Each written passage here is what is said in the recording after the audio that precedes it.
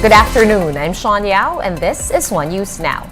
Breaking news at this hour, the Muntinlupa Regional Court 256 has denied the bail petition of former Senator Laila De Lima. This is for her remaining drug case. We'll bring you the details of the story as soon as they become available. Moving on now, we heard for the first time from Dr. Ted Herbosa, one day after he was sworn in as the new health secretary. In an interview with media, Herbosa laid down his priorities as the new DOH chief. These include addressing concerns on the uptick of cases of tuberculosis and teenage pregnancy and HIV among the youth.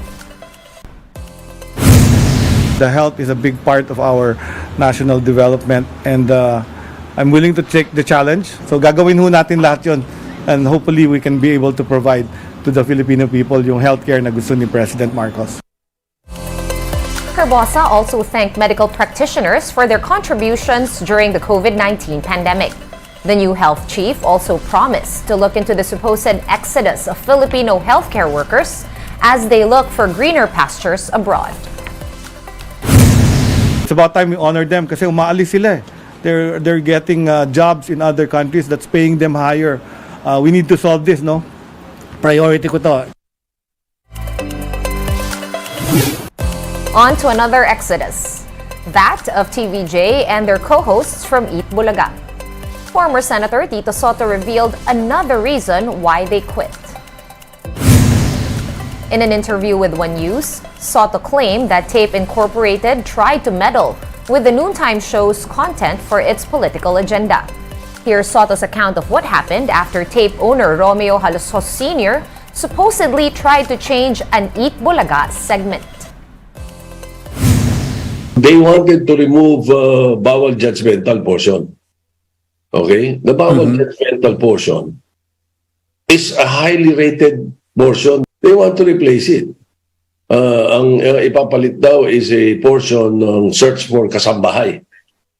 Ano? So I said, sabi namin, teka mo na, we had made in the Philippines before. It was a flop. Then they said, they admitted it again, and they admitted it again a few days ago, that Romy is putting up a party list, kasambahay.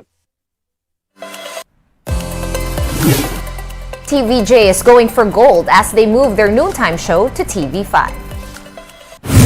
Tito Soto says they want their program to mark its 50th year on television, having been on air since 1979. Soto also said that their noontime show on TV5 will keep its popular segments while introducing new portions too. It'll be a rebirth of Eat Bulaga. It will be a new venture. It will be a new chapter. But ang target namin is to go for gold. 50. Okay. Kailangan umabot ang Eat Bulaga ng 50. Kaya go for gold. We're gonna pause for a quick break, but One News Now will be back with more stories after that. Stay with us.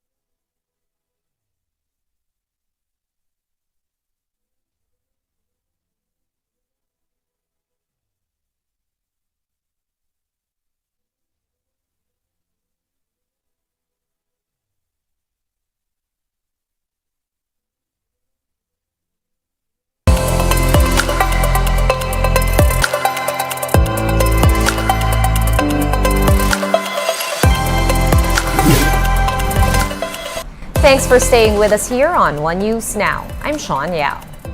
Metro Pacific Investments Corporation, or MPIC, will have to restart its delisting process. President and CEO and Chairman Manny V. Pangilinan said the consortium of companies seeking to take MPIC private are now back to square one. This is after the Philippine Stock Exchange rejected their selected independent financial advisor, or IFA. Pangilinan says that the IFA was not considered independent enough as it had already conducted business with the shareholders of MPIC and some of the bidders. Pangilinan says the bidders are likely to appoint a new independent financial advisor. We've been given an accredited list. Most of them have done work for us because we're a big group, right? I mean, if you count PLDT and Meralco, and so there are probably only two that have not done much work or little work or no work for us. So we probably narrow down to one of the two.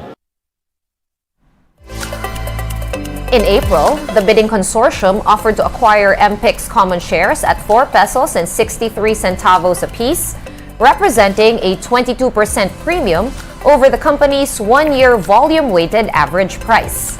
However, the bidding consortium can still quote a different price from what it offered its minority shareholders of the large conglomerate or of the listed conglomerate.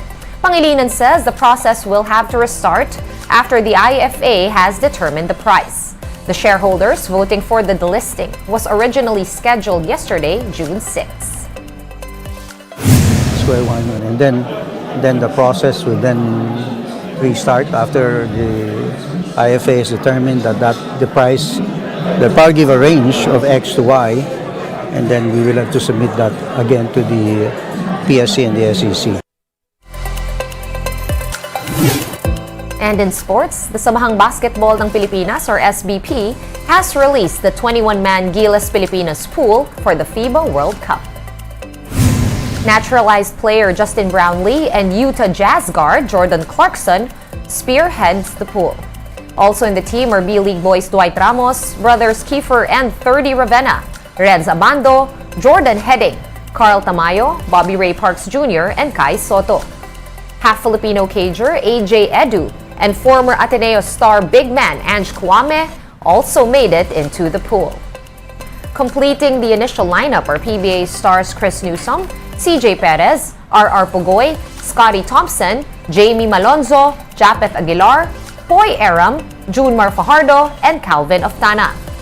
The Philippines is playing in Group A with Italy, the Dominican Republic, and Angola.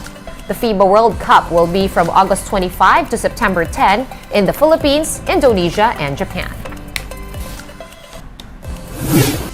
Let's now shift gears to a new study that shows that women are more likely to be replaced by AI or artificial intelligence. Bloomberg's Carolyn Hyde has this quick take. Women, we are going to be hit harder by AI. Here's why. We've heard the worry that artificial intelligence can amplify bias due to the data it's trained on, but it might also amplify bias in the workforce. One HR firm, Revelio Labs, identified the jobs most likely to be replaced by AI, and then the gender breakdown of those jobs. Guess what? They're generally held by women. Bill account collectors, payroll clerks, executive assistants. Already, we've seen it hit home. Just think, IBM has said it's slowing hiring in back office functions where AI can replace roles, like HR. Well, guess what gender dominates there? IBM alone said that this could hit close to 8,000 jobs. Reskilling, retraining. That is going to be key here.